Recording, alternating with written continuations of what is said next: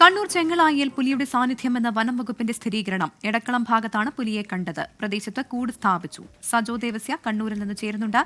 സജോ, ഇത് പുലി തന്നെയെന്ന വനം വകുപ്പ് ഉറപ്പിക്കുമ്പോൾ ആ മേഖലയിലുള്ള ജനങ്ങൾക്ക് വേണ്ട ജാഗ്രതാ നിർദ്ദേശമൊക്കെ നൽകിയിട്ടില്ലേ? മറ്റ് ഇതുമായി ബന്ധപ്പെട്ടുള്ള നമുക്ക് ലഭിക്കുന്ന വിവരങ്ങൾ എന്താണ്?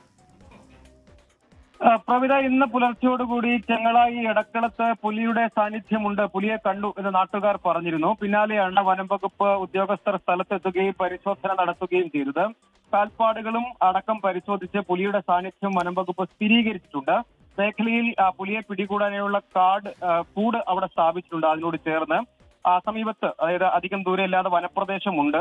ആ മേഖലയിൽ നിന്ന് വന്നതായിരിക്കാം എന്നതാണ് നിഗമനം. ഒപ്പം RRT സംഘത്തെ സ്ഥലത്ത് നിയോഗിക്കും എന്നും വനം വകുപ്പ് അറിയിച്ചിട്ടുണ്ട്. മേഖലയിലുള്ള ആളുകളെ സംബന്ധിച്ചിടത്തോളം ആശങ്ക നിലനിൽക്കുന്നുണ്ട്.